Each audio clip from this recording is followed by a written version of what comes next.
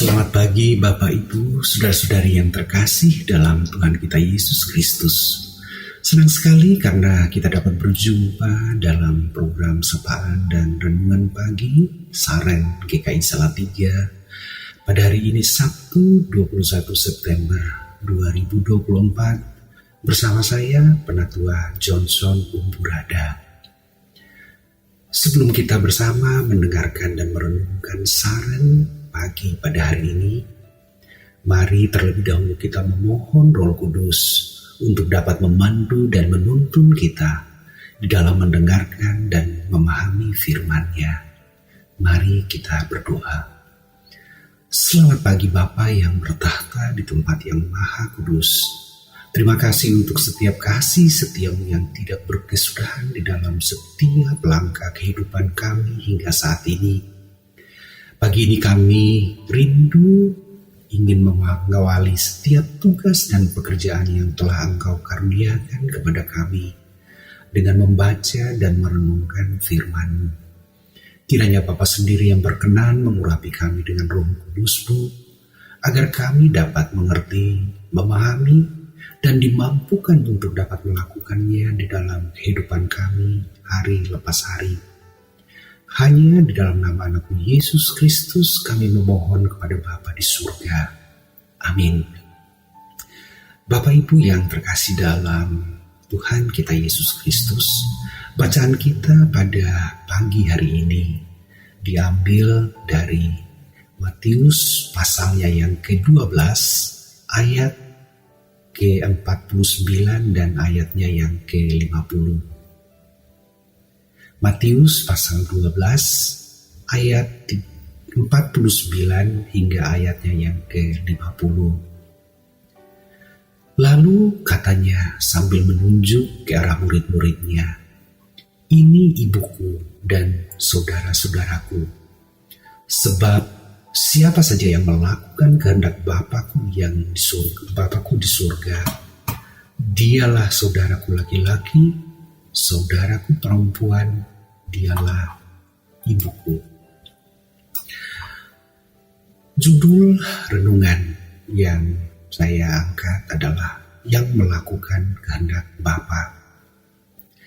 Iman adalah bukti dari segala sesuatu yang tidak kita lihat. Tertulis dalam Ibrani pasal 11 ayat 1.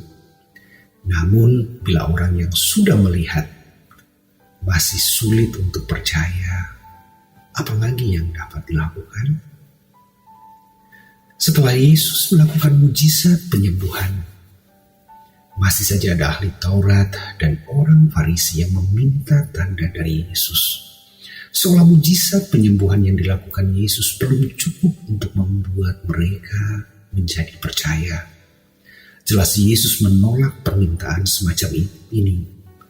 Tanda diberikan oleh Allah sebagai sebuah karunia, bukan sebagai jawaban bagi permintaan orang yang skeptis.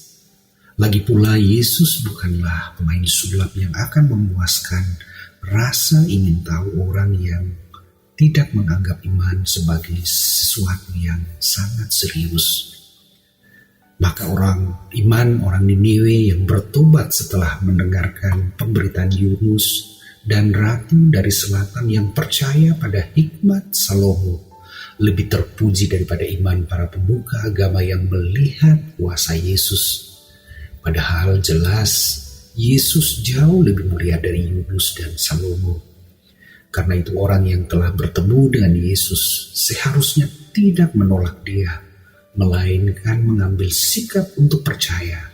Sebab jika tidak, hidupnya akan seperti dikuasai oleh roh yang sangat jahat. Kita juga tidak dapat begitu saja membanggakan diri bahwa kita tahu dan mengenal Yesus. Seperti keluarga Yesus yang mungkin dianggap oleh banyak orang sebagai pihak yang memiliki hak istimewa untuk bertemu dengan dia.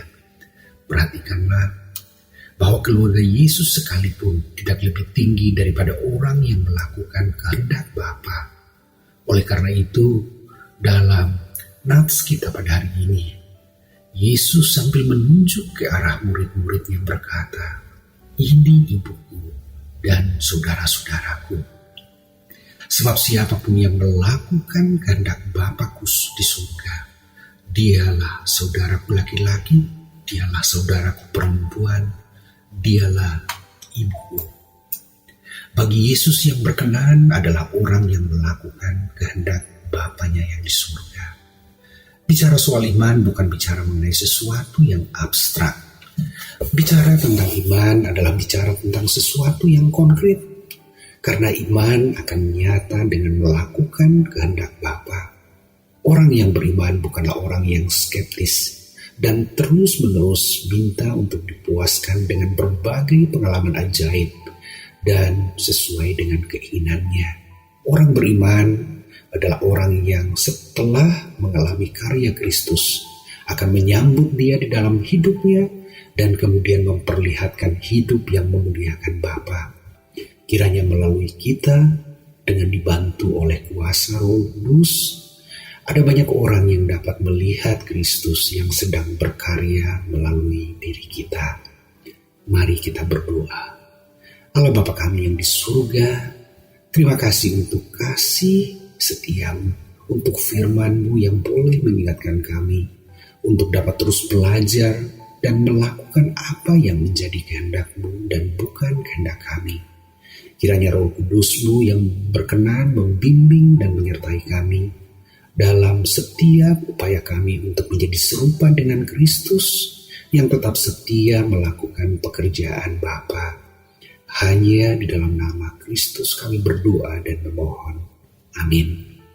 Selamat pagi, selamat melayani Tuhan di dalam setiap tugas dan kerja yang dianugerahkannya pada kita hari ini. Tuhan memberkati.